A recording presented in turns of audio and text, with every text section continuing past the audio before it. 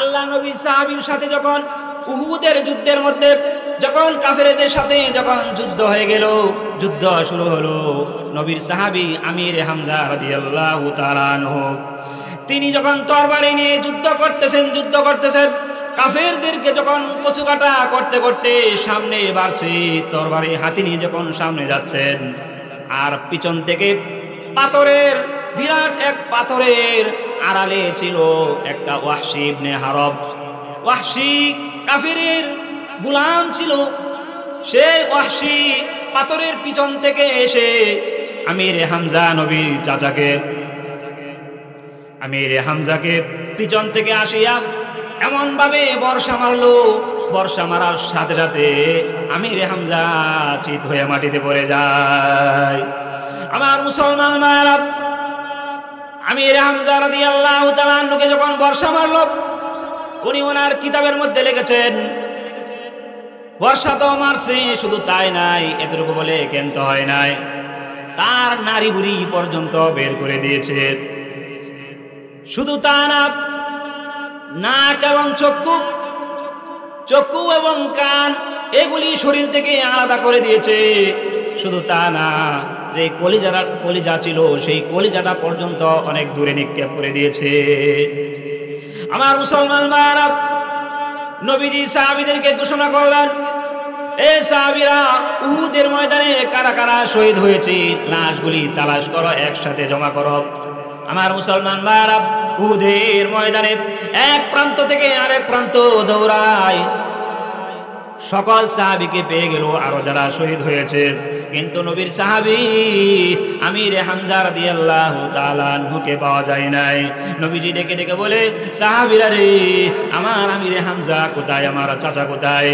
নবীজি খুঁজেন, তালাশ করেন, সাহাবী নাই, আমির হামজার লাশ খুঁজে পাওয়া যায় না। হঠাৎ করে দেখে দূরে আমির হামজার লাশ দেখা যায়। একজন সাহাবী খবর দিল, বিশ্বনবী রাহমাতুল আলামিন সাহাবীর কাছে দৌড়ে চলে গেল। আমির হামজার কাছে যখন চলে যায়, যা দেখে আমির হামজার কলিজাটা অনেক দূরে, তার নারী বুড়ি বের হয়ে গেছে। কেমন দেখা যায়, নবীজির চোখের পানি। আমার মুসলমান ভাইরা, আমার নবীজি বলেন, মান ক্বারা হারফাম মিন কিতাবিল্লাহ ফালাহু হাসানাতুন ওয়াল হাসানাতু বিআশরি আমসালিহা। নবীজি বলেন, ও আমার উম্মত, ভালো করে শুনে নাও, যদি কোনো বান্দা বান্দি কোরআনের একটা হরফ পাঠ করে, আল্লাহ তাআলা তাকে একটা নেকি দিয়ে দেয়, আর এই এক নেকিকে আল্লাহ তাআলা 10 নেকি দ্বারা পরিবর্তন করে দেয়। যেরকম সুবহানাল্লাহ। সেই হিসাবে আমরা 700 নেকির মালিক হয়ে গেছি। আলোচনা শেষ হবে, 10,000 নেকির মালিক আমরা ইনশাআল্লাহ হব। আমি ক্রমে ক্রমে আয়াতগুলি পাঠ করব, আর মাঝে দিয়ে এই যে 3টা পয়েন্ট বলেছি, সেই 3টা পয়েন্টের আলোচনা করব। আমি মাঝে মাঝে প্রশ্ন করব যে আমি কোথায় ছিলাম, দেখব আপনারা কি বলতে পারেন কিনা। অনেক সুন্দর আলোচনা এখানে রয়েছে। যে জান্নাতি ব্যক্তি, আমি সর্বপ্রথম আপনাদের কাছে জান্নাতি ব্যক্তি নিয়ে আলোচনা শুরু করব। রাসূল কারীম সাল্লাল্লাহু আলাইহি সাল্লাম একদিন মসজিদে নববীর মধ্যে বসে রয়েছেন। সাহাবীদেরকে বললেন, এই সাহাবীরা, কিছুক্ষণের ভিতরে একজন জান্নাতি ব্যক্তি প্রবেশ করবে। কি ব্যক্তি বলেন? একজন জান্নাতি ব্যক্তি প্রবেশ করবে। সাহাবীরা তাকায় রয়েছে, এদিক সেদিক তাকাচ্ছে, কেউ তো আসে না। হঠাৎ করে দেখা যায় একজন বৃদ্ধ বয়স্ক একজন চাচা মিয়া আসলো, মসজিদের ভিতরে প্রবেশ করলো। ওনার হাতে ছিল এক জোড়া স্যান্ডেল। হাতে কি? এক জোড়া স্যান্ডেল, জুতা। আর ওনার দাড়ি থেকে টপ টপ করে পানি পড়তেছে। এখন আমি প্রশ্ন করি আপনাদেরকে, দাড়ি থেকে যে পানি পড়ছে, এটা কিসের পানি? বুঝেন নাই? কিসের পানি? হ্যাঁ, উজুর পানি। দাড়ি থেকে যে পানিটা পড়ছে, এটা উজুর পানি। তার মানে ওই ব্যক্তি নামাজি ব্যক্তি, ঠিক না? সাহাবীরা চিন্তা করলো, রাসূল সাল্লাল্লাহু আলাইহি সাল্লাম বলছেন একজন জান্নাতি ব্যক্তি প্রবেশ করবে। আনাস ইবনে মালিক রাদিয়াল্লাহু তাআলা আনহু তিনি তাকায় রইলেন, উনার মধ্যে কি জান্নাতের আলামত আছে, নিদর্শন আছে? কোনো কিছুই তো দেখি না, শুধু হাতের মধ্যে এক জোড়া জুতা, আর ওনার দাড়ি থেকে উজুর পানি পড়তেছে। আমরাও যখন, সাহাবী বলতেছে, আমরাও যখন মসজিদে ঢুকি তখন তো আমাদেরও উজুর পানি পড়ে না? আপনারা যারা নামাজ পড়েন যখন উজু করে মসজিদে যান পানি পড়ে না? পড়ে। আর জুতা ভিতরে নিয়ে যায় যাতে চুরে না নিয়ে যায়। দামি জুতা যদি থাকে তাহলে দেখবেন মন বসে না, নামাজের মধ্যে শর্টকট করে, যে জুতারি কোন সময় না জানি চুরে নিয়ে যায়। কি বলেন, ঠিক না? আমার মুসলমান ভাইরা, শুধু তা না, আনাস ইবনে মালিক রাদিয়াল্লাহু তাআলা আনহু বললেন, কোনো নিদর্শন তো পাই নাই। উনার দাড়ি থেকে উজুর পানি পড়ে, আমাদের তো দাড়ি থেকে উজুর পানি পড়ে। একদিন চলে গেল, দ্বিতীয় দিন রাসূল কারীম সাল্লাল্লাহু আলাইহি সাল্লাম বললেন, কিছুক্ষণের ভিতরে তোমাদের মধ্যে একজন জান্নাতি ব্যক্তি আসবে। এবার সাহাবী আবার তাকায় রইলেন, সাহাবীরা দরজার দিকে, বারান্দার দিকে তাকায় রইলেন, দেখি আজকে কোন ব্যক্তি আসে। কিছুক্ষণ পরে প্রথম দিন যেই লোকটা মসজিদে ঢুকেছিল ওই লোকটাই দ্বিতীয় দিন মসজিদে প্রবেশ করেছে। এবার আনাস ইবনে মালিক রাদিয়াল্লাহু তাআলা আনহু বলেন, ব্যাপারটা কি বুঝলাম না, প্রথম দিন যে ব্যক্তি আসলো আজকে একই ব্যক্তি আসলো, ওনার হাতে কি একজোড়া স্যান্ডেল, আর দাড়ি থেকে কি পরে বলেন উজুর পানি পড়ে। আমরাও তো প্রতিদিন মসজিদে আসি, উজু করি আসি, জুতাও হাতে করে আয়না ভিতরে রাখি, তাহলে উনার মধ্যে তো আর বেশি কিছু দেখি না। ফরজ নামাজ পড়া পরে, সুন্নত পড়ার পরে চলে যায়, নফল নামাজও তেমন পড়ে না। তো উনার মধ্যে কি আমলটা আছে? এখন আমি আপনাদেরকে জিজ্ঞাসা করি, উনার মধ্যে কি আমলটা? এই আমলটা অর্ধেক আমি বলে দেই, সেটা ইয়েস হবে না নো হবে উত্তরটা, ইসবাত হবে না নফি হবে উত্তরটা, হ্যাঁ হবে না না হবে। এমন একটা উত্তর, এমন একটা কথা, এমন একটি আমল যেমনই শুধু না বলছে, সেটা কি বলতে পারবেন? যদি কেউ পারেন তাহলে বলেন। শুধু না বলছে, উনি শুধু না বলে, সেটা কি উত্তর? এটা তালাশ করার জন্য, বের করার জন্য সাহাবীরা আপ্রাণ চেষ্টা করছে, কিন্তু খুঁজে বের করতে পারে নাই। শেষে উনি নিজেই ধরা দিছে। শেষে কি করছে? উনি নিজেই ধরা দিছে। আপনারাও যদি শুধু একটা সিঙ্গেল একটা আমল করতে পারেন, ইনশাল্লাহ জান্নাতে যেতে পারবেন। এই একটা আমল করতে রাজি আছেন তো ইনশাল্লাহ? আমার মুসলমান ভাইরা, আমি আপনাদের সামনে মিশকাত শরীফের একটা হাদিস পাঠ করেছি।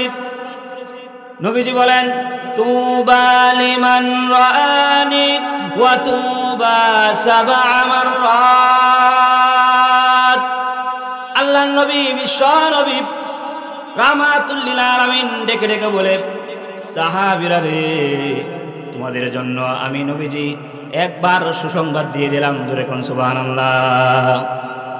আমার মুসলমান ভাইরা, শুধু তা না, নবীজি বলেন, ওয়া তুবা সাবআ মাররাত। এ সাহাবীরা, তোমাদেরকে আমি নবী একবার সুসংবাদ জানায় দিলাম, কিন্তু তাদের জন্য 7 বার সুসংবাদ। ওয়া তুবা সাবআ মাররাত, যারা আমি নবীকে না দেখিয়া ঈমান গ্রহণ করেছে। জোরে কোন সুবহানাল্লাহ। আমার মুসলমান ভাইরা, আপনারা এখানে যারা এসেছেন, আমরা কি নবীকে বিশ্বাস করি না? কি বলেন? নবীকে বিশ্বাস করি না? আল্লাহকে বিশ্বাস করি না? জুড়ে বলেন। কোরআনকে বিশ্বাস করি না? জান্নাতকে বিশ্বাস করি না? আল্লাহ রাসূল বলেন, ওয়া তুবা সাবআ মাররাত লিমান লাম ইয়ারানি ওয়া আমানা বি। নবীজি বলেন, যারা আমাকে না দেখিয়া ঈমান গ্রহণ করেছে তাদের জন্য 1 বার 2 বার নয়, আমি নবী 7 বার সুসংবাদ দিয়ে দিলাম। কেন কেন?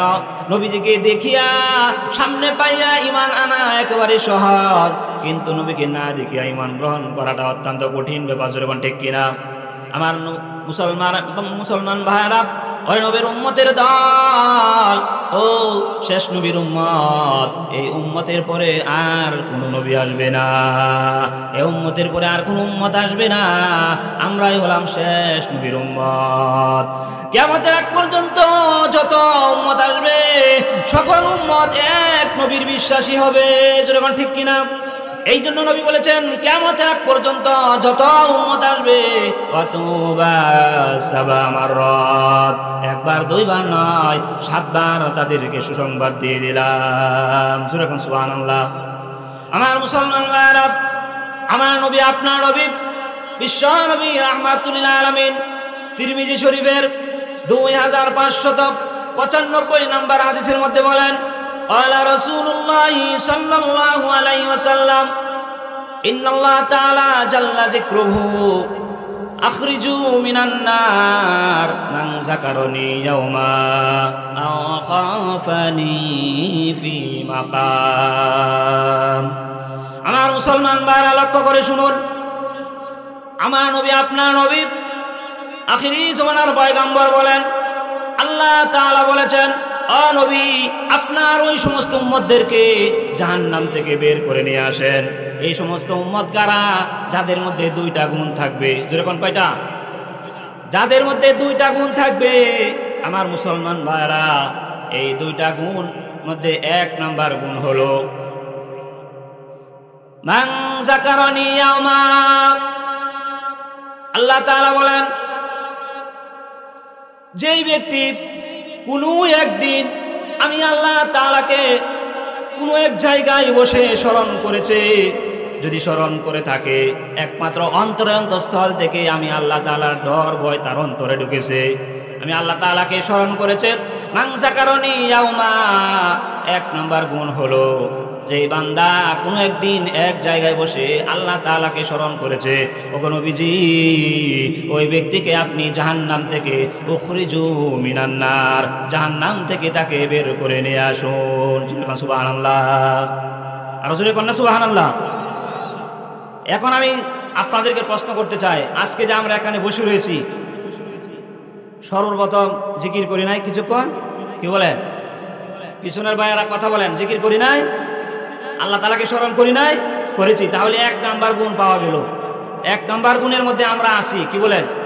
আসি না? পিছনের ভাইয়েরা কথা বলেন, আপনারা নাই? মান যাকারানি ইয়াওমা আমি বলি নাই।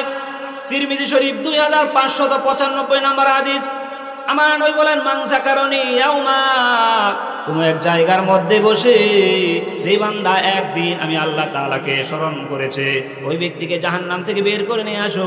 2 নাম্বার হলো আও খাফানি ফি মাকাম। আমার মুসলমান ভাইরা, 2 নাম্বার হলো আমার নবীজি বললেন, আল্লাহ তাআলা ঘোষণা করেছেন, ওগো নবীজি ওই ব্যক্তিকে জাহান্নাম থেকে বের করে নিয়ে আসো যে ব্যক্তি আখাফানি ফি মাকাম, কোন এক জায়গার মধ্যে বসিয়া আমি আল্লাহ তাআলাকে অন্তর দিয়ে ভয় করেছে। যেরকম সুবহানাল্লাহ। এখন আমি জিজ্ঞাসা করতে চাই, আপনারা কি আজকে এই গুণটাও আমাদের মধ্যে থাকতে হবে? কি বলেন? থাকতে হবে না? আপনারা কারা কারা আল্লাহ তাআলাকে অন্তর দিয়ে ভয় করেন? 2টি হাত উঠায় দেখান, 2টি হাত উঠায় দেখান। হে প্রভু, তুমি তাকায় দেখো, তোমার বান্দাগুলি ধরে রাখেন, হাত ধরে রাখেন। ফেরেশতারা এই মুহূর্তে ভিডিও করবে, ফেরেশতারা ছবি তুলবে, আল্লাহ তাআলার দরবারে নিয়ে যাবে। আখাফানি ফি মাকাম, আজকে মাকামের ভিতরে এই স্থানের মধ্যে আমরা আল্লাহ তাআলাকে ভয় করেছি। যখন ঠিক কিনা? হে প্রভু, তুমি কবুল করে নাও, মঞ্জুর করে নাও। কিয়ামতের কঠিন ময়দানে মাকামের উসিলা আল্লাহ তাআলা আমাদের সকলকে জাহান্নাম থেকে বের করে জান্নাতের ভিতরে ঢুকায় দিন। সবাই বলেন আমিন। হাত নামান। তাহলে তিরমিজি শরীফের যে 2টা গুণ, সেই 2টা গুণের মধ্যে আমরা আছি, ঠিক না? কিয়ামত পর্যন্ত থাকবেন তো? আরো জোরে বলেন, থাকবেন তো? আল্লাহ তাআলাকে যদি ভয় করি নবীর উম্মতের দল, আল্লাহ পাক রব্বুল আলামিন বলেন, ইয়া আইয়ুহাল্লাযীনা আমানুত্তাকুল্লাহ ওয়া কুনু মা'আস সাদিকিন।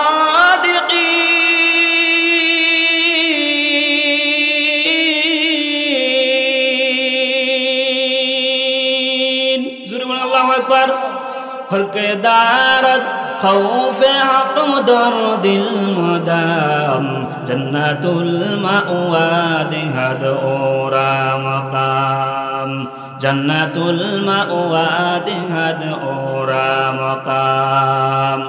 ওই নবীর উম্মতের দল আল্লাহ তাআলা বলেন সূরা তাওবা 119 নম্বর আয়াত আল্লাহ তাআলা বলেন ও ঈমানদার মুসলমান আমি আল্লাহ তাআলাকে ভয় করো ওয়া কুনু মাস সাদিকিন নেককার পরহেজগার আল্লাহুল মুত্তাকি পাঁচ ওয়াক্ত নামাজি বান্দার সাথে সম্পর্ক করে না জোরে বলেন ঠিক কিনা। ও নবীর উম্মতের দল আল্লাহ পাক রব্বুল আলামিন এই আয়াতের মধ্যে যে কথাগুলি বলেছেন এই আয়াতের মধ্যে 38টা হরফ রয়েছে। 38টা হরফকে যদি আপনি 10 দিয়ে গুণ দেন, প্রথম বলছিলাম মনে আছে নি কয় হাজার নাকি বই লেগেছেন কয় হাজার 10,000 কিন্তু পেয়েছিলাম কত 700 এখন আরো 400-র মতো হয়েছে 7 আর 4 কত 1100 ঠিক না। খেয়াল করেন আলোচনা শেষ হবে 10,000 নেকি নিয়ে আমরা এখান থেকে বাড়ি ফিরব। আমার মুসলমান ভাইরা ঘুমাইলে কিন্তু হবে না। আমি যখন কোরআনের আয়াত পাঠ করব যদি আপনি মনের কান দিয়ে শুনেন তাহলে 10,000 নেকির মালিক আপনি হতে পারবেন। আর যদি ঘুমিয়ে থাকেন একটা নেকিও পাবেন না। আমার মুসলমান ভাইরা আল্লাহর নবী বিশ্ব নবী রাহমাতুল লিল আলামিন এক হাদিসের মধ্যে বলেন ও আমার উম্মতেরা কুল্লু উম্মতি ইয়াদখুলুনাল জান্নাতা আমার প্রত্যেক উম্মত জান্নাতে চলে যাবে কিন্তু তারা জান্নাতে যাবে না যারা আমি নবীকে অস্বীকার করে আমি নবীকে যারা মানে না। আমরা কি নবীকে মানি না কি বলেন? তাহলে এই হাদিস থেকে সহিহ বুখারী হাদিস থেকে প্রমাণ হলো যে আমরা নবীকে মানি, আমরা নবীর আদর্শে আদর্শিত কি বলেন ঠিক না। আমরা জান্নাতে যাওয়ার আশা রাখি রাসূলের কাছে, আল্লাহর কাছে রাসূলের যে সুপারিশ সেই সুপারিশের আশা আমরা রাখতে পারি। আমার মুসলমান ভাইরা এই মাসটা হলো মেরাজের মাস। গতকালকে মেরাজের দিন চলে গেল, রাত্র চলে গেল, কিন্তু সেটা জানেননি মেরাজ থেকে আল্লাহ তাআলা আমাদের নবীকে 3টা জিনিস দান করেছে। যেরকম কয়টা? 3টা জিনিস দান করেছেন। এর মধ্যে 1 নাম্বার হলো 5 ওয়াক্ত নামাজ দিয়েছেন। 2 নাম্বার যে জিনিসটা দিয়েছেন সূরাতুল বাকারার শেষের 3টা আয়াত দান করেছে। জোরে বলুন সুবহানাল্লাহ। 3 নাম্বার হলো আমার নবীজিকে আল্লাহ তাআলা জানা দিয়েছেন ওগো নবীজি আপনি আপনার উম্মতদেরকে আমার কাছ থেকে যখন চলে যাবেন, যাওয়ার পরে দুনিয়াতে পদার্পণ করবেন, দুনিয়াতে যাওয়ার পরে আপনার প্রত্যেক উম্মতকে জানা দিবেন যারা আমি আল্লাহ তাআলার সাথে কাউকে শিরিক করে নাই, আমি আল্লাহ তাআলার সাথে কাউকে অংশীদার সাব্যস্ত করে নাই, তাদেরকে আমি আল্লাহ ক্ষমার ঘোষণা দিয়ে দিলাম। জোরে বলুন সুবহানাল্লাহ। আমার মুসলমান ভাইরা আল্লাহর সাথে যদি কাউকে শরীক না করেন, অংশীদার না করেন, তাহলে আমার নবী বলেছেন আমার নবী প্রত্যেক উম্মতকে সুপারিশ করে করে জান্নাতের ভিতরে প্রবেশ করায় দেবে। জোরে বলুন সুবহানাল্লাহ। আমার মুসলমান ভাইরা শুধু তা না, জান্নাত আর জাহান্নাম যেই 2টা জিনিস আল্লাহ তাআলা তৈরি করে রেখেছেন, দুনিয়া থেকে একজন মানুষ 3টা ধাপে পরিণত হয়ে যায়, 3টা সিঁড়িতে পা দেয়। 1 নাম্বার সিঁড়ি হলো শিশুকাল, 2 নাম্বার সিঁড়ি হলো যৌবনকাল, 3 নাম্বার সিঁড়ি হলো বৃদ্ধকাল। জোরে বল ঠিক কিনা। এই যুবক ভাই যখন শিশু ছিলা, শিশু থাকাকালীন মা বাবা তোমাকে বলে নাই, কিন্তু আজকে যুবক হওয়ার পরে তুমি মা বাবাকে ভুলে গেছো, মা বাবাকে জিনিস চিনো না। জোরে বল ঠিক কিনা। ওই সময় যদি মা বাবা চিন্তা করতো ছেলেটাকে আমি মেরে ফেলি তাও তো পারতো, বুকের দুধ যদি না খাওয়াইতো তাহলেও তো তুমি আজকে যুবকে পরিণত হতে পারতা না। ঠিক না? কিন্তু আজকে ওই সমস্ত যুবকেরা যুবকে পরিণত হয়েছ। ও বৃদ্ধ বাবারা, আমরা যারা বৃদ্ধ হয়ে গেছি, যুবক থাকাকালীন কত শক্তি ছিল, কত আসক্তি ছিল। 1 মণ 2 মণ বস্তা, আলুর বস্তা আলুর গাঁটটি মাথার মধ্যে নিজে নিজেই তুলতে পারতাম। এখন পারবেন? যারা বৃদ্ধ হয়ে গেছেন এখন পারবেন না। আল্লাহ তাআলা বলেন সূরা ইনশিকাক 19 নম্বর আয়াত, আল্লাহ বলেন লাতারকাবুন্না তাবাকান আন তাবাক ফামা লাহুম লা ইউমিনুন।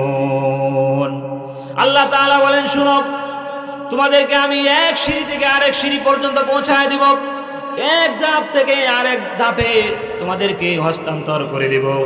ও নবীর উম্মতের দল, কোন যুবক যদি চায় আমি সারা জীবন যুবক থাকবো সে পারবে। কোন বৃদ্ধ বাবা যদি চায় আমি বৃদ্ধ অবস্থায় দুনিয়াতে থাকতে চাই, আমি মরবো না, সেটা কি পারবে? কি বলেন, পারবে? পারবে না। বাধ্য হয়ে ওনার মৃত্যুবরণ করতে হবে, ঠিক না? মৃত্যুবরণ করার পরে কবরের মধ্যে যে একটা গাঁটি আছে, সেই গাঁটি হলো সর্বপ্রথম গাঁটি।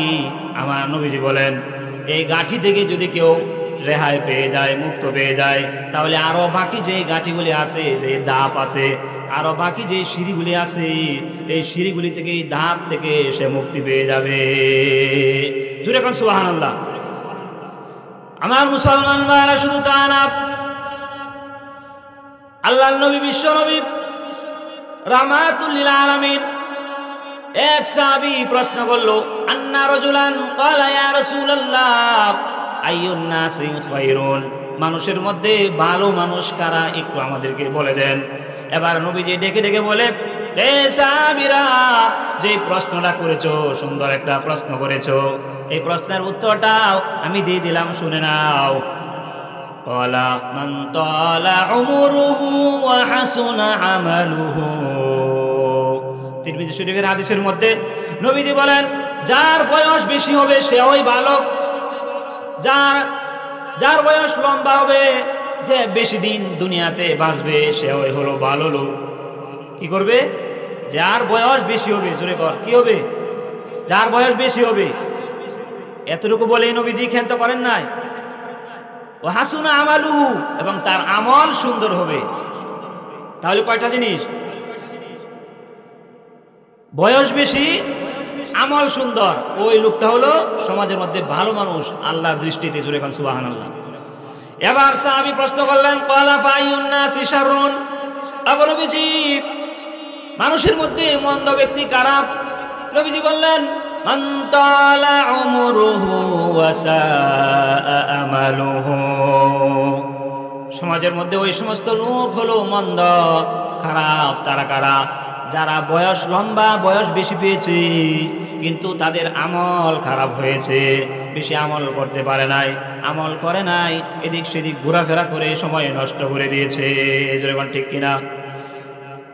ও দুনিয়ার মানুষ, ভালো করে শুনে নাও, আল্লাহ পাক রব্বুল আলামিন বলেন, আমি আপনাদের সামনে যে সূরাতুল আসর পাঠ করেছি, আল্লাহ তাআলা বলেন ওয়াল আসরি, আসরের নামাজের কসম, যুগের কসম করে বলি, ইন্নাল ইনসানা লাফি খুসর, নিশ্চয় নিশ্চয় মানুষ ক্ষতির মধ্যে রয়েছে। জোরে কোন, কিসের মধ্যে? ক্ষতির মধ্যে রয়েছে মানুষ, সকল মানুষই ক্ষতির মধ্যে রয়েছে। আজকে আমরা এখানে যারা আছি তারা কি ক্ষতির মধ্যে নাই? কি বলেন? যারা ঘুমাইতেছেন তারা কিন্তু ক্ষতির মধ্যে থাকবেন, কেননা আর ক্ষতির মধ্যে কারা না এটাও আসতেছে, এটাও কিন্তু আসতেছে যে কারা ক্ষতি থেকে বাঁচতে পারবে। যদি ঘুমান তাহলে বাঁচতে পারবেন না। ক্ষতির মধ্যে সকল মানুষ রয়েছে। ইন্নাল ইনসানা লাফি খুসর, ক্ষতির মধ্যে যেই মানুষগুলি রয়েছে, আল্লাহ তাআলা বলেন কিন্তু তারা ক্ষতির মধ্যে নয়। তারা কারা? ইল্লাল্লাযীনা আমানু। এক নাম্বার হলো, ভালো করে মনে রাখেন, আমি কিন্তু প্রশ্ন করব মাঝে মাঝে, তারা ক্ষতির মধ্যে নয় যারা ঈমান আনেছে, ঈমান গ্রহণ করেছে, ওয়া আমিলুস সালিহাত। দুই নম্বরে যারা সৎকর্ম সম্পাদন করেছে। তিন নাম্বার হলো ওয়া তাওয়াসাউ বিল হাক্কি, নিজে সত্যের উপর প্রতিষ্ঠিত রয়েছে, সৎ পথে চলেছে, অন্যকেও সত্যের পথে দাওয়াত দিয়েছে। কয়টা গেল? জোরে বলেন কয়টা? চার নাম্বার হলো ওয়া তাওয়াসাউ বিস সবর, যে ব্যক্তি নিজে ধৈর্য ধারণ করে, আর অপরকে ধৈর্য ধারণ করার উপদেশ দেয়। এই 4টি গুণ যার মধ্যে থাকবে, 4 গুণে গুণান্বিত যে ব্যক্তি হবে, এই 4টি বৈশিষ্ট্য যার মধ্যে থাকবে, আমার আল্লাহ, আপনার আল্লাহ, আমাদের আল্লাহ বলেন ওই ব্যক্তি ক্ষতিগ্রস্ত নয়। গুণ কয়টি বলেন? এই 4টি গুণ আমাদের মধ্যে আছে। কি বলেন? 1 নম্বর কি বলেন? 1 নম্বর ঈমান আনা, 2 নম্বর সৎকর্ম করা, নেক আমল করা, 3 নম্বর কি সত্যের প্রতি একে অপরকে দাওয়াত দেওয়া, 4 নম্বর সবুর করা, নিজেও ধৈর্য ধারণ করা, অপরকেও ধৈর্যের প্রতি উৎসাহিত করা, দাওয়াত দেওয়া। এই ধৈর্য ধারণ করলে সওয়াব কি? ধৈর্যের বিনিময়ে আল্লাহ তাআলা কি দিবেন? সূরা জুমারের 10 নম্বর আয়াতে আল্লাহ তাআলা বলেন, ইন্নামা ইউওয়াফাস সাবিরুনা বিগাইরি হিসাব।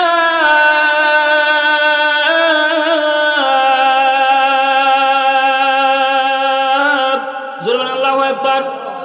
আমার মুসলমান ভাইরা, আল্লাহ তাআলা বলেন যারা ধৈর্য ধারণ করে, নিজেও ধৈর্যের গুণ অর্জন করেছে, অপরকেও ধৈর্য ধারণ করার ওয়াজ করে, দাওয়াত দেয়, ওই সমস্ত ব্যক্তিদেরকে আমি আল্লাহ তাআলা অগণিত হিসাব ছাড়া আমি আল্লাহ তাআলা তাদেরকে পুরস্কার দিয়ে দিব। জোরে বলেন সুবহানাল্লাহ। আমার মুসলমান ভাইরা, 4 নম্বরে যেই গুণ, সেই গুণের উপরে, ধৈর্যের উপরে একটা ঘটনা বলছি সহিহ বুখারী থেকে। অত্যন্ত চমৎকার সুন্দর একটি ঘটনা সহিহ বুখারীর মধ্যে, যা না বললে হবে না। আমার মা ও বোনেরা ভালো করে লক্ষ্য করুন, আমাদের মাঝে আজকে ধৈর্য বেশি নাই।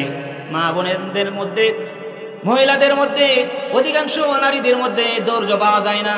স্বামী যদি একটু কষ্ট থাকে, কিছু জিনিস যদি, আসবাবপত্র যদি না দিতে পারে, তাহলে সে রাগারাগি করে সে ধৈর্য ধারণ করে না। যেরকম ঠিক কিনা? এমন আছে না? না নাই আছে। লক্ষ্য করেন কত সুন্দর একটি ঘটনা। উম্মে সুলাইম, সহিহ বুখারীর ঘটনা। উম্মে সুলাইম রাদিয়াল্লাহু তাআলা আনহা, তার স্বামীর নাম হলো আবু তলহা। যেরকম কি? আবু তলহা। আবু তলহা রাদিয়াল্লাহু তাআলা আনহু নবীর দরবারে আসা যাওয়া করত। রাসূল সাল্লাল্লাহু তাআলা আনহু যখন বাড়িতে ফিরে আসলেন, উম্মে সুলাইমকে জিজ্ঞাসা করলো, এই স্ত্রী, আমার আব্দুল্লাহ কোথায়? তখন স্ত্রী একথা বলল না যে আপনার আব্দুল্লাহ, আপনার ছেলে মৃত্যুবরণ করেছে, তিনিও কান্নাকাটি করে নাই, স্বামী বাড়িতে এসেছে।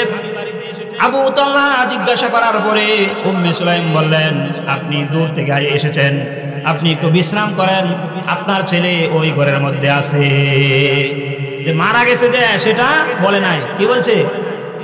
আলাদা একটা ঘরের মধ্যে আছে। ঠিকই তো, ঘরে তো আছে, ঠিক না? ওনাকে শুয়ায় রাখছে। আবার জিজ্ঞাসা করলেন, ছেলেটা কোথায়? ওই যে ঘরের মধ্যে আছে। ঠিকই তো, ঘরের মধ্যে তো ছেলে আছে, ঠিক না? কিছু হানা কোন আছে না নাই? কিন্তু কোন অবস্থায় আছে সেটা উনি বলে নাই। আবু তলহা জানতে চান, উনি বলেন আপনি একটু রেস্ট নেন, আপনি খাওয়া দাওয়া করেন। তাড়াতাড়ি খাবার দাবার দিলেন। খাবার দাবারের পরে আবার প্রশ্ন করলেন। তিনি বললেন, ঠিক আছে, বিছানায় যাও, একটু বিশ্রাম করেন, আমি বলতেছি।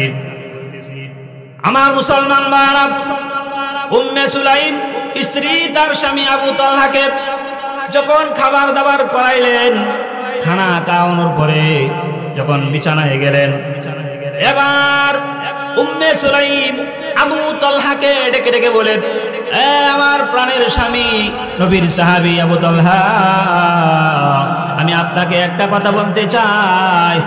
স্বামী বলল, আবু তলহা বলল, কি কথা বলো? যে কথাটা হলো, কারো কাছ থেকে যদি আপনি কোনো আমানত চেয়ে আনেন, কোনো জিনিস যদি আপনি নিয়ে আসেন, আমানত পরজা করে যদি কোনো জিনিস আনেন, তাহলে এই আমানত জিনিসটা যার, ওই ব্যক্তি যদি নিয়ে যায়, তাহলে আপনার মনে কোনো দুঃখ আসেনি, আপনার কিছু বলার আছে? এবার আবু তলহা বলল, না না, আমার কিছু করার নাই। কারো কাছ থেকে যদি চেয়ে কোনো আমানত, কোনো জিনিস, বস্তু যদি আমি নিয়ে আসি, তাহলে ওই ব্যক্তির হক ওই ব্যক্তি নিয়ে গেছে, এটা তো আমার কিছু করার নাই। কোন দিক দিয়ে দেখাইছে দেখছেন? সিস্টেমটা বুঝেননি? যাতে স্বামী রাগ না করতে পারে। আমার মুসলমান ভাইরা, এবার উম্মে সুলাইম বুঝতে পারলেন এখন যদি মৃত্যুর সংবাদটা দেই তাহলে আমাকে কিছু বলবে না, উনি আর কান্না করবে না, কারণ নবীর সাহাবীরা নবীর কাছ থেকে ধৈর্য শিক্ষা করেছে।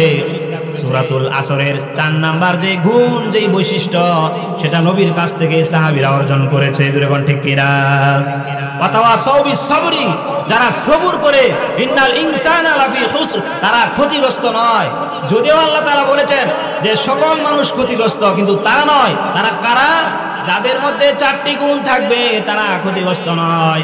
1 নাম্বার কি বলেন? ঈমান আনা। 2 নাম্বার নেক আমল করা। 3 নাম্বার একে অপরকে সত্যের প্রতি দাওয়াত দেওয়া। 4 নাম্বার হলো ধৈর্য ধারণ করা। আমার মুসলমান ভাইরা, শুধু তা না, উম্মে সুলাইম বলল, হে স্বামী, আল্লাহ তাআলা আপনাকে যে আব্দুল্লাহ নামে শিশুটা দিয়েছিল, সন্তান দিয়েছিল, এই সন্তানটা তো মারা গিয়েছে। আপনি যখন সফরে ছিলেন এই সন্তানটা আল্লাহর ডাকে সাড়া দিয়েছে। আল্লাহর সম্পদ, আল্লাহর আমানত আল্লাহ নিয়ে গেছে। এবার স্বামী জিজ্ঞাসা করলো, ছেলেটা কোথায়? ওই ঘরের মধ্যে শুয়ায় রেখেছি, চাদর দিয়ে ঢেকে রেখেছি। আমার মুসলমান মারা, একটা বাচ্চা যদি মারা যায়, একটা সন্তান যার ছিল, ওই সন্তান যদি মারা যায় তাহলে সে জানে তার কত দুঃখ লাগে। জোরে কোন ঠিক কিনা? তার কত ব্যথা লাগে। সফর থেকে আসতে আসতে এই ছেলেটা মারা গেল। আমার মুসলমান ভাইরা, সকালে উঠে নবীর দরবারে খবর পৌঁছানো হলো। খবর পৌঁছার পরে নবীজি জিজ্ঞাসা করলো, হে সাহাবীরা, হে আবু তালহা, কোনো কান্নাকাটি করেছো কি? না হুজুর, আমার স্ত্রীও কোনো কান্না করে নাই, হাই হুতাশ করে নাই, ধৈর্য ধারণ করেছে, ওয়াতাওয়াসাউ বিস-সাবর, সবুর করেছে। আমি আপনার সাহাবী আবু তালহাও কান্না করি নাই, ধৈর্য ধারণ করেছি। আল্লাহ রাসূল সাল্লাল্লাহু আলাইহি সাল্লাম খুশি হয়ে গেলেন। খুশি হয়ে সাথে সাথে দোয়া করে দিলেন, হে আবু তালহা, তোমার মধ্যে আর তোমার আর স্ত্রীর মধ্যে আজকে রাত্রে কি মিলন হয়েছে, দেখা সাক্ষাৎ হয়েছে। এবার আবু তালহা জবানটা খুলে দিয়ে নবীজিকে ডেকে ডেকে বলে, নবী গো, জি হয়েছে, আমার স্ত্রীর সাথে আজকে রাত্রে সাক্ষাৎ হয়েছে। বিশ্ব নবী রাহমাতুল লিল আলামিন দোয়া করে দিলেন, আবু তালহা রে, যাও যাও, আজকে রাত্রে বদলায় আল্লাহ তাআলা তোমাকে আরেকটা সন্তান দান করবে। জোরে কোন সুবহানাল্লাহ। যে ঠিকই কিছুদিন পরে একটা সন্তান জন্মগ্রহণ করেছেন, তার নাম আবার রাখছেন আব্দুল্লাহ। ওই এক আব্দুল্লাহ মারা গেছে, আবার ওই ছেলের নাম কি রাখছেন? আব্দুল্লাহ শব্দের অর্থ কি বলেন? আল্লাহর বান্দা। অর্থ কি? আল্লাহর বান্দা। আমার মুসলমান ভাইরা, বলতেছিলাম, ওয়াতাওয়াসাউ বিস-সাবরি, মা বোনদের মধ্যে এই ধৈর্যটা বেশি নাই। আমার মা বোনদেরকে বলবো, আমার মা বোনেরা, ভালো করে শুনে নাও, স্বামীর সাথে রাগারাগি করবেন না, ধৈর্য ধারণ করবেন। এই ধৈর্যের ফলাফল আল্লাহ তাআলা দুনিয়াতেও দিবে, যদি নাও দেয় তাহলে আখিরাতে আল্লাহ তাআলা ফলাফল দিয়ে দিবে। যেমন ঠিক কিনা? আমার মুসলমান ভাইরা, 3 নাম্বার যে গুণটা, সেটা হলো ওয়াতাওয়াসাউ বিল হক, সত্যের প্রতি দাওয়াত দেওয়া। এই সত্যের প্রতি যারা দাওয়াত দেয় তারা ক্ষতিগ্রস্ত নয়। এখানে ছোট্ট একটি ঘটনা, করুন কাহিনী। পাকিস্তানের আল্লামা তারেক জামিল দামাত বরকাতুহুম, তিনি আমেরিকা গিয়েছিলেন সফরে, সেখানে একটা ঘটনা বর্ণনা করেছিলেন।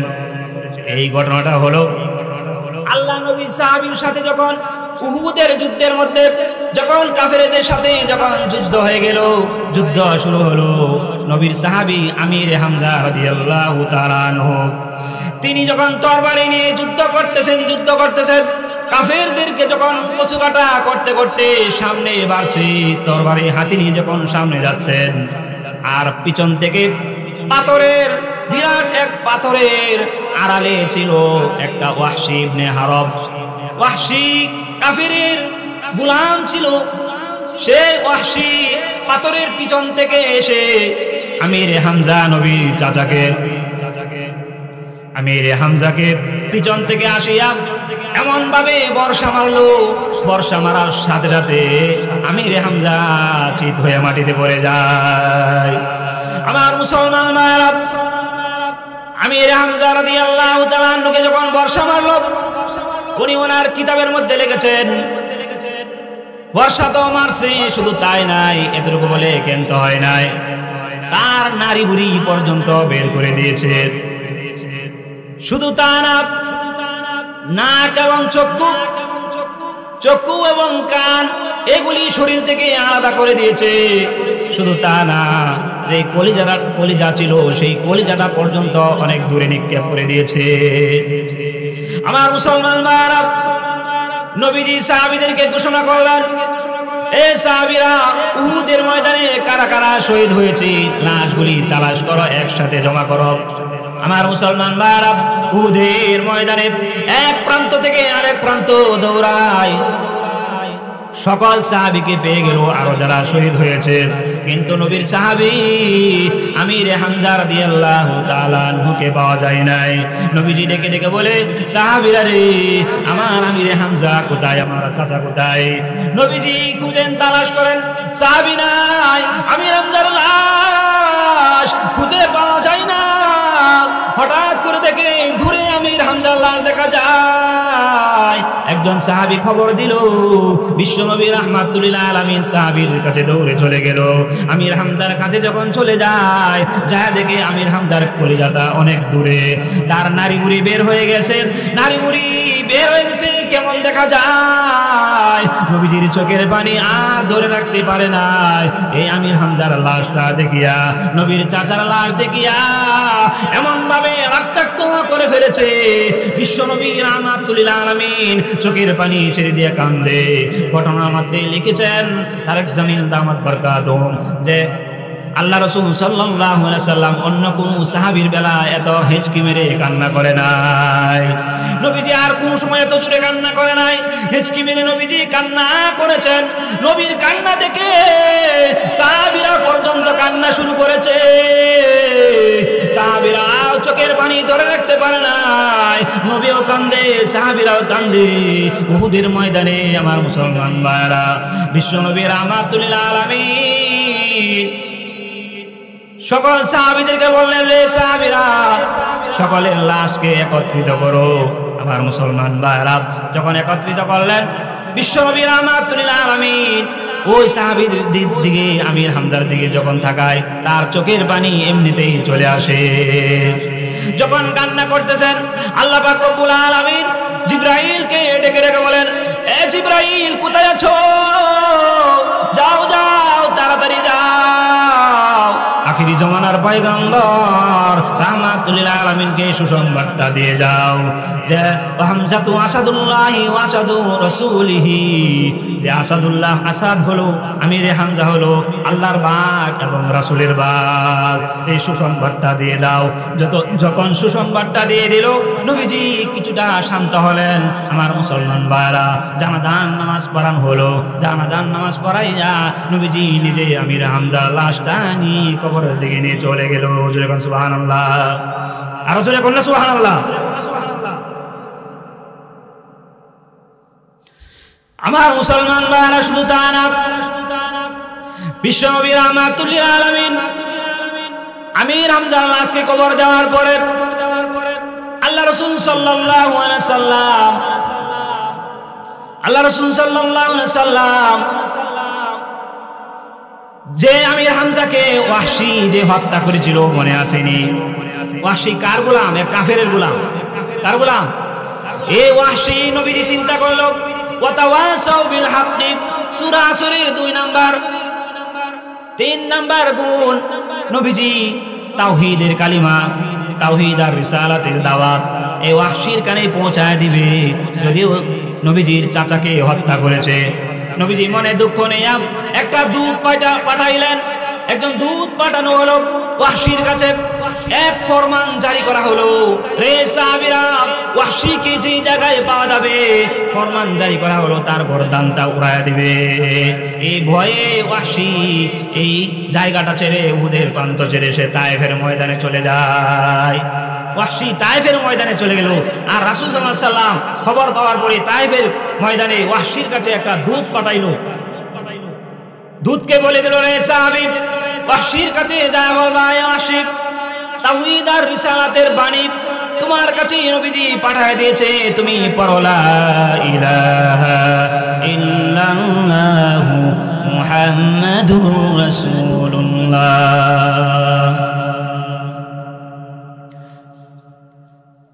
মুসলমান ভাইরা, এবার ওয়াহশী জবাব দিল, এ নবীর সাহাবী, আমি কালিমা গ্রহণ করে কি করব, ঈমান আনয়ন করে কি করব?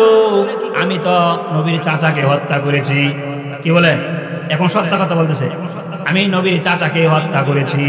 শুধু তা না, অনেক মুসলমানকে উহুদের ময়দানে আমি শহীদ করে দিয়েছি। আমি ঈমান আনলে লাভ কি হবে? এবার দূত নবীর কাছে চলে গেল। বিশ্ব নবী রাহমাতুল লিল আলামিনকে এই খবর দেওয়ার পরে নবীজি আবার দূত পাঠালেন, বললেন, সাহাবীরে যায় বলবা, এ ওয়াহশী, তুমি যদি তওবা করো, আল্লাহ তাআলা জানা দিয়েছে, যদি কেউ তওবা করে তাহলে আল্লাহ পাক রব্বুল আলামিন তার পিছনে সমস্ত গুনাহ মাফ করে দিবে। জোরে কোন সুবহানাল্লাহ। শুধু তা না, তার যেই গুনাহ ছিল এই গুনাহগুলি নেকি দ্বারা পরিবর্তন করে দিবে। এবার ওয়াহশী বলল, না না, আমি ঈমান আমল গ্রহণ করতে পারবো না। ঈমান আমল ছাড়া, তওবা ছাড়া অন্য কোনো রাস্তা যদি থাকে তাহলে সেটা বলো। এবার আবার দূত চলে গেল নবীর কাছে। আবার নবীজি দূত পাঠালেন ওয়াহশীর কাছে, এ সাহাবী, ওয়াহশীর কাছে আবার যায় বলবা, এই ওয়াহশী, যদি আল্লাহ তাআলার সাথে কাউকে কোনো ব্যক্তি যদি শিরিক না করে, শরীক না করে, অংশীদার সাব্যস্ত না করে, তাহলে তাকে আল্লাহ তাআলা ক্ষমা করে দিবে। যতই গুনাহ করুক না কেন আল্লাহ তাআলা গুনাহ মাফ করে দিবে। এবার ওয়াহশী ডেকে ডেকে বলে, এ সাহাবী, আমি তো শিরিক করেছি, আমাকে কি আল্লাহ তাআলা মাফ করবে? আমাকে কি আল্লাহ তাআলা ক্ষমা করবে? এবার ওয়াহশী চলে গেলেন নবীর দরবারে। শেষ মুহূর্তে নবীজি চতুর্থবারের মাথায় কোরআনের আয়াত দিয়ে আবার আরেকবার দূত পাঠালেন, সাহাবীরে, ওয়াহশীর কাছে যায় বলবা, আল্লাহ তাআলা বলেছেন, লা তাকনাতু মির রাহমাতিল্লাহ, ইন্নাল্লাহা ইয়াগফিরুয যুনুবা জামিআ, ইন্নাহু হুয়াল গফুরুর রহিম। আমার মুসলমান ভাইরা, দূত এসে বলল, এ ওয়াহশী, আল্লাহ তাআলা জানা দিয়েছে, আল্লাহ তাআলার রহমত থেকে যেন কেউ নৈরাশ না হয়, আল্লাহ তাআলা তার পিছনে সমস্ত গুনাহ মাফ করে দেবে। ওয়াহশী আবার মনে মনে চিন্তা করতে শুরু করলো। ওয়াহশী আবার সে মনে মনে প্রতিজ্ঞা করলো যে নবীর কাছে চলে যাবে। ওয়াহশী হঠাৎ করে একদিন মুখটা ডেকে, চাদর দিয়ে মুখ ডেকে নবীজি তায়েফ থেকে রওনা করলেন মদিনাতুল মুনাওয়ারাতে, মদিনাতুর রাসূলের কাছে এসে আত্মসমর্পণ করবে। ওয়াহশী যখন নবীজির দরবারে চলে আসলো, বিশ্ব নবী রাহমাতুল লিল আলামিন মসজিদের মধ্যে বসা, একটা আমলের মধ্যে নিযুক্ত। সাহাবীরা মসজিদের এই কোণার মধ্যে বিভিন্ন জায়গার মধ্যে বসেছিলেন। নবীজি যখন এভাবে বসে রয়েছে, ওয়াহশী হঠাৎ করে নবীজির সামনে এসে সাক্ষ্য দিতে শুরু করলো, আশহাদু আল্লা ইলাহা ইল্লাল্লাহু ওয়া আশহাদু আন্না মুহাম্মাদান আবদুহু ওয়া রাসূলুহু। আমার মুসলমান ভাইরা, শুধু তা না, ওয়াহশীর এই আওয়াজটা শোনার সাথে সাথে উমর রাদিয়াল্লাহু তাআলা আনহু, খলিফাতুল মুসলিমিন উমর, আরো অনেক সাহাবীরা দৌড়ে এসে তরবারিটা ওয়াহশীর মাথার উপরে এইভাবে ধরে রেখেছে। আর নবীজিকে বলছেন, ইয়া রাসূলুল্লাহ, আপনার চাচার খুনিকে পাওয়া গেছে। ও নবীজি, এই ওয়াহশী যার বিরুদ্ধে ফরমান জারি করা হয়েছিল, যে এই ওয়াহশী আপনার সাহাবী, আমির হামজার কলিজাকে বের করে দিয়েছে, নারী বুড়িকে পর্যন্ত বের করে দিয়েছে, না কান চক্ষুকে আলাদা করে দিয়েছিল। যে সাহাবীর জন্য আপনি কান্না করেছিলেন, এই সাহাবীর খুনি ওয়াহশীকে পাওয়া গেছে। ও নবীজি, আপনি আমাদেরকে একটু অনুমতি দেন, এই মুহূর্তে তার গর্দানটা উড়ায় দেব। আমার নবী বললেন, সাহাবীরা রে, না না, তাকে মারা যাবে না। কারণ কি, সে এখন কালিমা গ্রহণ করেছে, সে এখন জান্নাতের রাস্তার মধ্যে উঠে পড়েছে। জোরে বলুন সুবহানাল্লাহ, আরো জোরে বলুন সুবহানাল্লাহ। আমার মুসলমান ভাইরা, নবীজি বললেন, একজন কাফের যদি কালেমা গ্রহণ করে আর 10,000 কাফেরকে হত্যা করার চেয়ে উত্তম। এই জন্য তুমি তাকে হত্যা করতে পারবা না, কারণ সে কালেমা গ্রহণ করে জান্নাতের রাস্তায় পদার্পণ করেছে। আমার মুসলমান ভাইরা, শুধু তা না, বিশ্ব নবী রাহমাতুল লিল আলামিন ওয়াহশীর দিকে তাকাইলেন আর বললেন, তুমি কি ওয়াহশী? কহ ওয়াহশী, নবীজি আবার বলেন ওয়াহশী রে তোমার কি একটু মায়া লাগলো না আমার সাহাবী রে আমার চাচাকে কিভাবে হত্যা করেছো একটু বলো কেন হত্যা করেছো ওয়াহশী বলেন আমি বলতে রাজি ছিলাম না আমার নবী যেহেতু অর্ডার করেছেন এই জন্য একটু সাহস পেয়েছি ওয়াহশী বলল আমি তো একটা কাফেরের গোলাম ছিলাম কাফের বলছে যদি নবীর চাচা আমির হামজাকে যদি হত্যা করতে পারো তাকে যদি শহীদ করে দিতে পারো তাহলে তোমাকে আজাদ করে দিব তোমাকে পুরস্কার দিব তখন সেই ওয়াহশী বলল আমি পুরস্কারের লোভে তাকে হত্যা করেছি মুসলমান ভাইরা আমি বলতে চাই আজকে এই পুরস্কারের লাভে এই পুরস্কারের জন্য মানুষকে হত্যা করছে না কি বলেন করে নাই করছে এটা কি ঠিক করছে মানুষকে হত্যা করা কুফরি একজন মুসলমানকে যে অন্যের লোভে পড়ে হত্যা করছে সেই জবাব কিয়ামতের কঠিন ময়দানে দিতে হবে যেরকম ঠিক কিনা আমার মুসলমান ভাইরা এবার নবী বললেন ওয়াহশী তুমি এক কাজ করো আল্লাহ এবং আল্লাহর রাসূলকে কষ্ট দিয়েছো এবার আল্লাহ রাসূলকে তুমি খুশি করো তুমি কালেমা গ্রহণ করেছো ঠিক আছে তোমাকে দেখলে আমি আমার চাচার কথা মনে হয়ে যায় আমার মুসলমান ভাইরা নবীজি এই কথা বলিয়া নবীর চোখ থেকে ঝরঝর করে পানি ছেড়ে নবীজি কান্না করে আর বলে এ ওয়াহশী আজ থেকে তুমি আমার সামনে বসবা না ওই পিছনে বসবা কারণ সামনে যদি বসো তোমার দিকে তাকাইলে আমির হামজার শহীদের কথা আমার মনে পড়ে যায় আর আমি আমার চোখের পানি ধরে রাখতে পারি না আমার মুসলমান ভাইরা আল্লাহ নবী বিশ্ব নবী ওয়াতাওয়াসাউ বিল হাক্কির দাওয়াত দিয়েছেন কিনা জোরে কোন অনেক ঘটনা সারা রাত বললেও তো শেষ হবে না অনেক করুণ কাহিনী রয়েছে মুসলমান ভাইরা আল্লাহ রাসূল সাল্লাল্লাহু আলাইহি সাল্লাম যে দাওয়াত দিয়েছেন রাসূল সাল্লাল্লাহু আলাইহি সাল্লাম প্রতিটি মুহূর্তে এই উম্মতের জন্য কান্না করেছে জোরে কোন ঠিক কিনা উম্মত যেন একটা উম্মত যেন জাহান্নামে না যায় প্রত্যেকটি উম্মত যেন জান্নাতে যায় সেই চিন্তা ফিকির নবীর করেছে আজকে আমরা আছি দুনিয়ার রূপে জোরে কোন ঠিক কিনা हकीकत से तू दुनिया बेखबर है हकीकत से तू दुनिया बेखबर है दुनिया की नुमाइश पर नजर है दुनिया की नुमाइश पर नजर है और तमन्ना दिल से रुखसत हो गई अब तो आजा अब तो खुलवत हो गई और नबीर उम्मतेर दल দুনিয়ার জন্য পাগল দুনিয়ার পণ্য কেনার জন্য বাজারে যাও কিন্তু আখিরাতের পণ্য কেনার জন্য কেউ যায় না আজকে এখানে ওয়াজ মাহফিল হচ্ছে সকল মানুষ ঘুমাইতেছে দূরে কোন ঠিক কিনা ওই নবীর উম্মতের দল দুনিয়ার বাজারের জন্য যদি দূরে যেতে হয় দূরে যায় টাকা যদি লাগে টাকা নিয়ে যায় নদী যদি পার হতে হয় নদী পার হয়ে দুনিয়ার পণ্য কিনতে যায় দূরে কোন ঠিক কিনা কিন্তু আখিরাতের পণ্য তোমার বাড়ির আশেপাশে ঘুরছে দৌড়ায় কিন্তু সেই আখিরাতের পণ্য কেনার জন্য মানুষ ঘুমায় দূরে কোন ঠিক কিনা ঠিক না আমার মুসলমান ভাইরা বাদশাহ আলমগীর রহমতুল্লাহ আলাইহি একদিন এক আলেমের উজুর পানি ঢেলে দিচ্ছেন এক আলেমের পায়ে উজুর পানি ঢেলে দেয় কে পানি ঘুমাইতেছে তখন বাদশাহ আলমগীরের মা দেখলো দেখে বলতেছে হাই রে হাই তুই এত বড় একটা বাদশাহ হ্যাঁ বাদশাহ আলমগীর ভারতে একজন আলেমের পায়ের মধ্যে উজুর পানি ঢেলে দাও এটা তো একটা লজ্জাজনক ব্যাপার উনি এটা মেনে নিতে পারছেন না আমার মুসলমান ভাইরা বাদশাহ আলমগীর রহমতুল্লাহ আলাইহি চিন্তা করলো মাকে এখন কিভাবে আমি উত্তরটা দিব কিভাবে বুঝাবো কিছুদিন পরে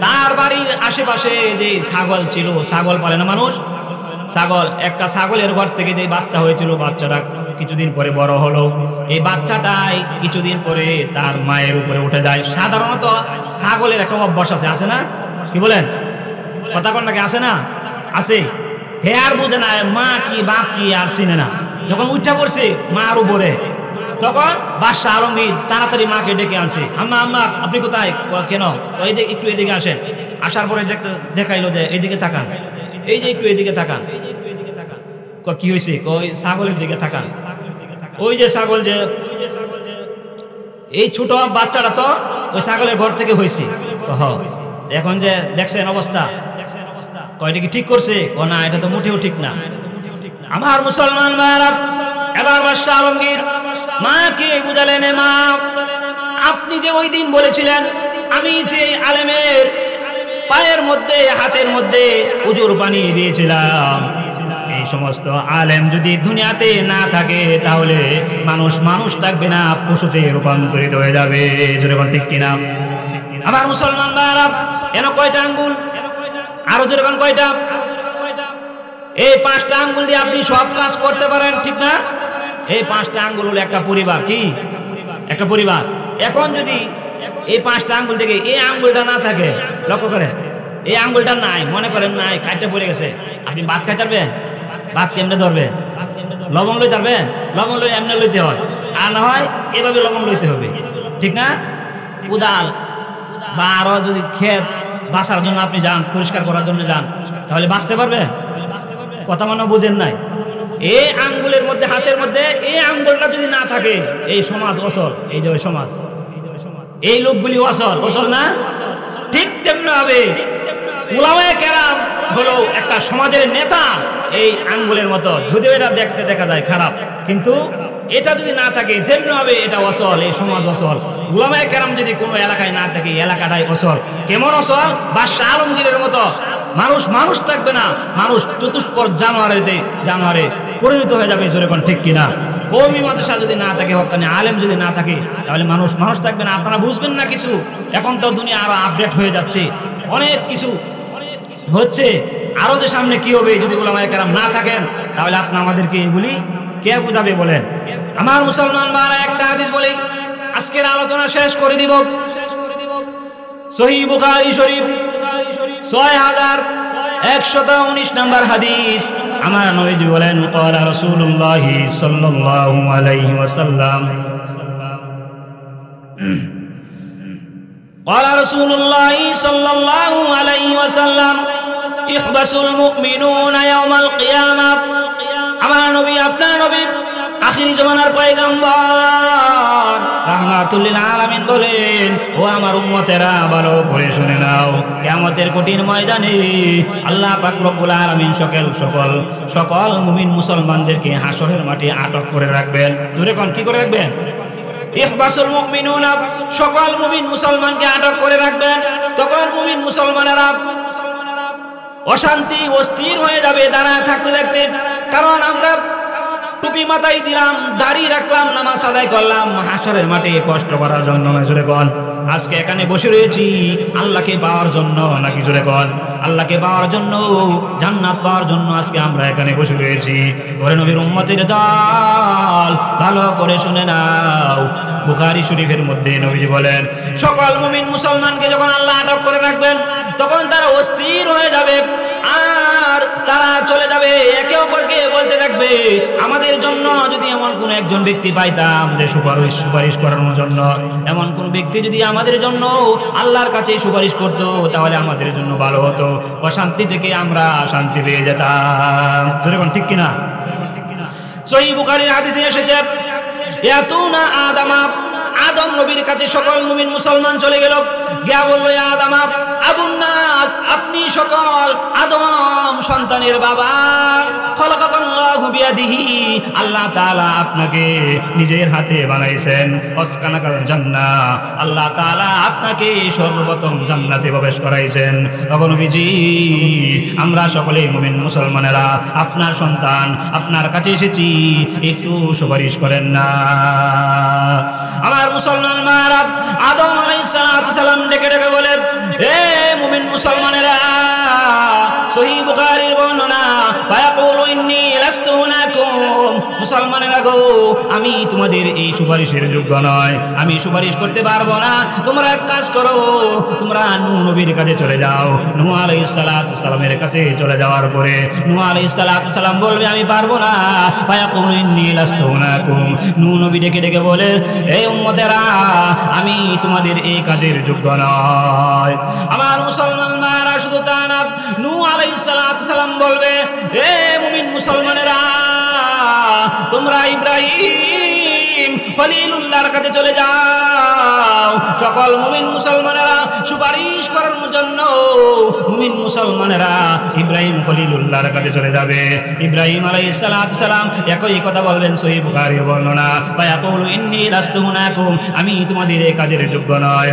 আমার মুসলমান ভাইরা, ইব্রাহিম আলাইহিস সালাতু সালাম বললেন, তোমরা এক কাজ করো, মুসা নবীর কাছে চলে যাও। মুসা আলাইহিস সালাতু সালাম বলবেন, একই কথা বলবেন, সহিহ বুখারীর বর্ণনা, ফায়াকুলু ইন্নী লাস্তু হুনাকুম, এ মুসলমানেরা রে, আমি তোমাদের এই সুপারিশ কাজের যোগ্য নয়। আমার মুসলমানেরা শুধু তা না, আদম আলাইহিস সালাতু সালামের কাছে যখন যাবেন, আদম আলাইহিস সালাতু সালাম বলবেন নাফসি নাফসি। নূহ আলাইহিস সালাতু সালামের কাছে যখন যাবেন, নূহ আলাইহিস সালাতু সালাম বলবেন নাফসি নাফসি। ইব্রাহিম নবী বলবেন নাফসি নাফসি, ইউসুফ নবী বলবেন নাফসি নাফসি, ইসহাক নবী বলবেন নাফসি নাফসি, জাকারিয়া নবী বলবেন নাফসি নাফসি, ইব্রাহিম নবী বলবেন নাফসি নাফসি, মুসা নবী বলবেন নাফসি নাফসি,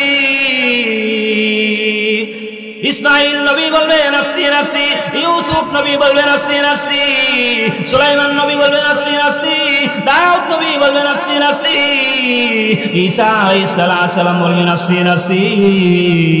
সহিহ বুখারীর বর্ণনা, রাহমাতুল লিল আলামিনের কাছে যখন সকল উম্মতেরা দৌড়ে চলে যাবে, রাহমাতুল লিল আলামিন বলেন, আমার কাছে আসার পরে ওয়াকাতু সাজিদান, আমি আল্লাহ তাআলার কুদরতি পায়ে সিজদায় পড়ে যাব।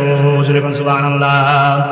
আমার মুসলমান ভাইরা, বিশ্বনবী বলেন, আমি সিজদায় পড়ে আমার আল্লাহ তাআলাকে ডেকে ডেকে আমি যখন কান্না করব, আল্লাহ তাআলা বলবেন, ইরফা রাসাকা ইয়া মুহাম্মদ, এ মুহাম্মদ মাথা উঠাও আর কান্না করো না, মাথা উঠাও মাথা উঠাও, ইরফা রাসাকা, মাথা উঠাও, সালতুতা, আজকে যা চাইবা তাই দিয়ে দেব, ওয়াশফা তুশাফা, আজকে সুপারিশের অধিকার আমি আপনাই নবীকে দিয়ে দিলাম। সুবহানাল্লাহ। আমার মুসলমান ভাইরা, নবীজি বলেন, আল্লাহ তাআলা আমাকে বলবেন, নবীজি মাথা উঠান, সুপারিশ করুন, সুপারিশের অধিকার আপনাকে দিলাম। আমার নবীজি বলেন, আমি জাহান্নামে যাব, জাহান্নামে যাওয়ার পরে একটা নির্দিষ্ট পরিমাণ আছে, এই নির্দিষ্ট পরিমাণ উম্মতদেরকে জাহান্নাম থেকে বের করে জান্নাতে ঢুকায় দেব। সুবহানাল্লাহ। আমার মুসলমান ভাইরা, শুধু তা না, নবীজি বলেন, যখন আমি একবার জাহান্নাম থেকে বের করে নিয়ে যাব, আবার আমি সিজদায় পড়ে যাব, আবার আল্লাহ তাআলা বলবেন, নবীজি আপনি মাথা উঠান, কান্না করবেন না। এভাবে একবার দুইবার নয়, তিনবার পর্যন্ত, চতুর্থবার